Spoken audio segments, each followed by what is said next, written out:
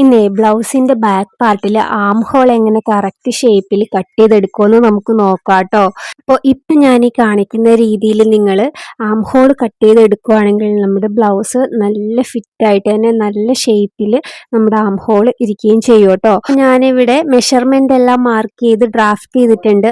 Normally arm hole scale എല്ലാവരും use ചെയ്യുന്നത് നമ്മുടെ ചെസ്റ്റിൻ്റെ അവിടം അതും നമ്മുടെ ഷോൾഡറിൻ്റെ ആ പോയിന്റും തമ്മിൽ ഇങ്ങനെ കണക്റ്റ് ആവുന്ന രീതിയിലാണ് എല്ലാവരും ബ്ലൗസിൻ്റെ ബാക്ക് ആം ഹോൾ വരയ്ക്കുന്നത്. പക്ഷെ അങ്ങനെയല്ല നമ്മൾ ആം ഹോൾ സ്കെയിൽ യൂസ് ചെയ്യേണ്ടത്. നമ്മുടെ ഈ ഒരു ഫസ്റ്റ് ലൈനിൽ നിന്ന് നമ്മൾ ടേപ്പ് വെച്ചിട്ട് നമ്മൾ ആം ഹോൾ ലെങ്ത് എത്രയാണെന്ന് നോക്കുക. അപ്പോൾ ഇവിടെ എനിക്ക് കിട്ടിയിരിക്കുന്നത് 6 ഇഞ്ചാണ്. എന്നിട്ട് അതിൻ്റെ പകുതി എത്രയാണോ അത് മാർക്ക് ചെയ്യുക.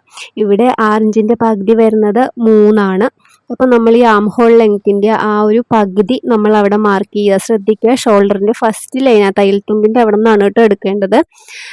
അതുപോലെ തന്നെ നമ്മളിത് ഈ ചെസ്റ്റ് ലൈൻ ഉണ്ടല്ലോ, ചെസ്റ്റ് ലൈനിൻ്റെ ആ ആം ഹോൾ ലെങ്ത്തിൻ്റെ ലൈനും ആ ചെസ്റ്റ് ലൈനും കൂടി അത്രയും വരുന്ന ആ പോർഷൻ ഫുൾ എടുക്കരുത്, ഫുൾ ബോഡി നല്ലത് അത്ര ഞാൻ ടേപ്പ് വെച്ചിരിക്കുന്ന അത്രയും പോർഷൻ്റെ പകുതി, അതായത് ഇപ്പം ഇവിടെ വന്നിരിക്കുന്നത് 4 ആണ്. അപ്പോൾ അതിൻ്റെ പകുതി 2 ആണ്. അതവിടെ മാർക്ക് ചെയ്യും. ഇപ്പം നിങ്ങൾ എടുക്കുമ്പോൾ എത്രയാണോ അവിടെ വരുന്ന ലെങ്ത്ത് അതിൻ്റെ പകുതി എടുക്കുക കേട്ടോ.